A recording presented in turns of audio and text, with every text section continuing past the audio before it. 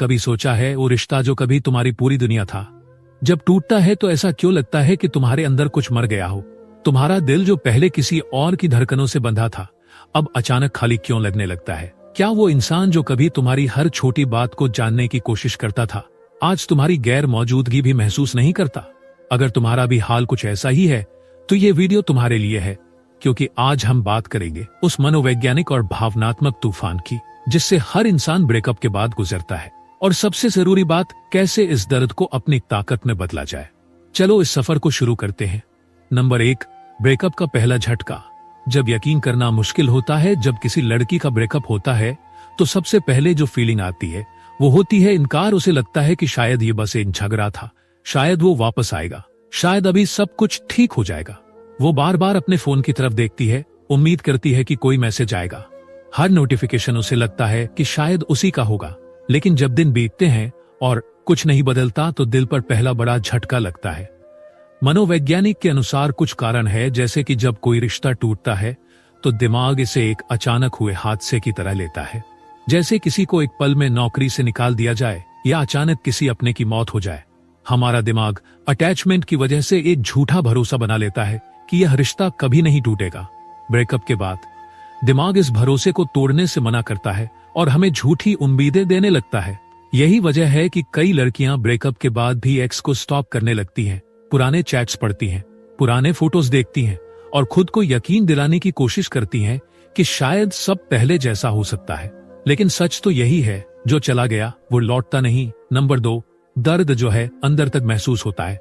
जब लड़की को धीरे धीरे एहसास होने लगता है कि अब कुछ नहीं बदलेगा तो अंदर एक गहरा खालीपन पनपने लगता है। हर जगह वही यादें पीछा करती हैं, हर गाने में उसी की झलक दिखती है, हर गलती के लिए खुद को दोष देना शुरू कर देती है। शायद मैं ज्यादा केयरिंग थी, शायद मैंने उसे स्पेस नहीं दिया, शायद मैं उतनी अच्छी नहीं थी जितनी उसे चाहिए थी। और यही से शुरू होता है सबसे खतरनाक फेज, सेल्फ डाउट, खुद पर शक करने का दौर। जब हम किसी से बहुत ज्यादा जुड़ जाते हैं तो हमारा दिमाग उसे हमारी पहचान का हिस्सा बना लेता है। ब्रेकअप के बाद जब वो इंसान चला जाता है तो हमारी पहचान अधूरी लगने लगती है। यही वजह है कि लोग ब्रेकअप के बाद डिप्रेशन में चले जाते हैं, अकेलापन महसूस करते हैं और खुद की वैल्यू पर सवाल उठाने लगते हैं। लेकिन सवाल ये है, क्या हमारी वैल्यू सिर्फ इस बात पर निर्भर करती है कि कोई हमारे साथ है या नहीं? नंबर 3, सबसे बड़ा डर, क्या वो अब किसी और के साथ खुश है? एक और चीज जो ब्रेकअप के बाद सबसे ज्यादा दर्द देती है वो है उसकी लाइफ में कोई और आ गया होगा। अगर लड़की देखती है कि एक्स उसकी गैर मौजूदगी में भी खुश है तो अंदर अजीब सा दर्द होता है। क्या मैं इतनी आसान थी कि उसने मुझे इतनी जल्दी भुला दिया? क्या वो वाकई मुझे कभी प्यार करता था? क्या मेरी जगह अब कोई और ले चुका है? और यही से शुरू होता है वो खतरनाक खेल, सोशल मीडिया स्टॉकिंग।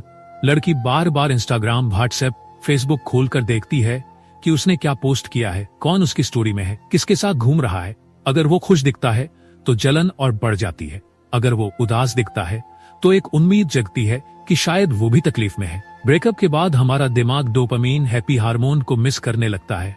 जब हम एक्स को स्टॉप करते हैं तो हमारे दिमाग को एक छोटी सी डोपामीन हिट मिलती है जिससे हमें थोड़ी राहत मिलती है, लेकिन ये टेम्परेरी है। और जब हम कुछ ऐसा देख लेते हैं जो हमें पसंद नहीं आता तो दर्द कई गुना बढ़ जाता है। और यही कारण है कि ब्रेकअप के बाद सबसे पहली और सबसे जरूरी चीज होती है नो कॉन्टैक्ट रूल।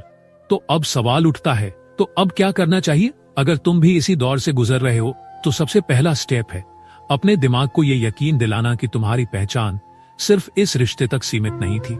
जो गया वो चला गया, लेकिन अब सवाल ये है कि तुम क्या करने वाले हो? क्या तुम इस दर्द को अपनी ताकत में बदल सकते हो? क्या तुम अपने अंदर इतनी वैल्यू बना सकते हो कि तुम्हें छोड़ने वाला खुद पछताने पर मजबूर हो जाए?